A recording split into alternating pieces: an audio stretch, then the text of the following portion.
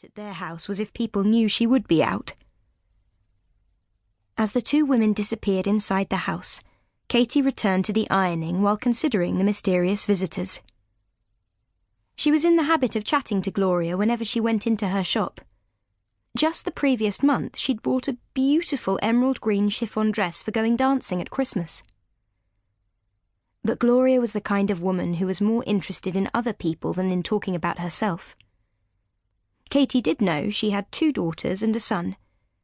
The daughter who lived in Hastings had 2 small children, and her son was up north somewhere. But as much as she had always wanted to ask about the people who came to her house, she couldn't.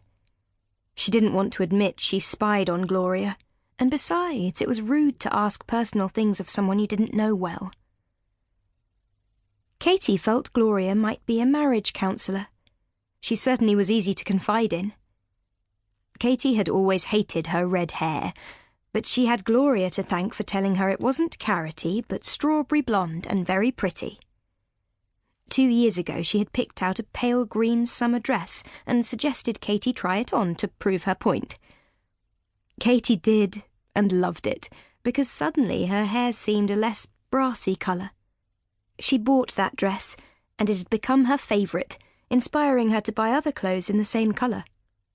She was so very grateful to Gloria for giving her new confidence in her looks. Just recently, Gloria had also advised her to leave Bexhill. "It's full of old people, and the dullest town in England," she said with a big sigh, waving one hand to the street outside, which seemed to be full of pensioners. "Get off to London. Share a flat with other girls and have some fun. The only blokes you'll meet at the Saturday dance at the Delaware Pavilion will be grease monkeys, labourers and the like. Anyone with any gumption runs off to London these days. That's where it's all happening." Katy knew Gloria was right.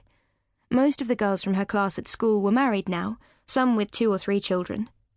They'd all married local boys, got council houses, and their lives were set to be repeats of their parents'. That wasn't the kind of future Katy wanted.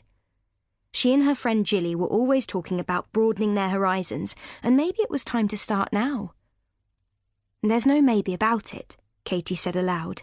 "You've got nothing to tie you to Bexhill." Rob was home from university for Christmas. Only last night he'd said he didn't think he'd come back any more because their mother was so cranky. But if Katy went away too, that would leave her dad at Mum's mercy.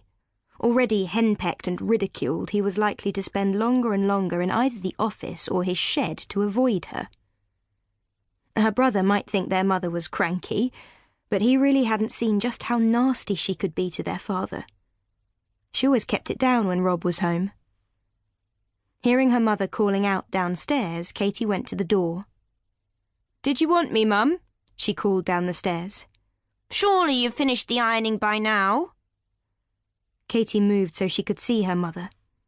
Everything about Hilda Speed was sharp.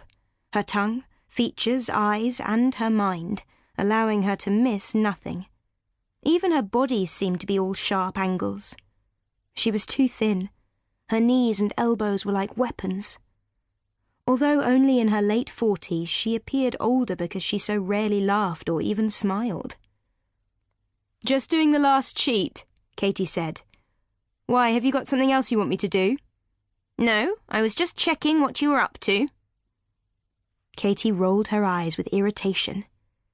For her entire life, her mother had always liked to keep tabs on her. Coming home from school, running a message, anything outside the house always had an allocated time, and if she wasn't back within 10 minutes of that time, she was questioned. It was as if her mother couldn't bear the thought of her running into a friend or neighbour and stopping for a little chat. "I'll just put the sheets in the airing cupboard and then I'll be down," Katy replied. She finished the last sheet, put the pile of iron things in the airing cupboard, then went to her room. She wanted to put off going downstairs again, so she sat at her dressing table looking at herself in the mirror. Her friend Jilly had always encouraged her to enjoy her pale and interesting look, rather than complain how long it took to achieve even the faintest hint of a tan in summer. Now, at 23, she had finally accepted her looks. Straight, long golden red hair, the sprinkling of freckles on her nose, the pearly colour of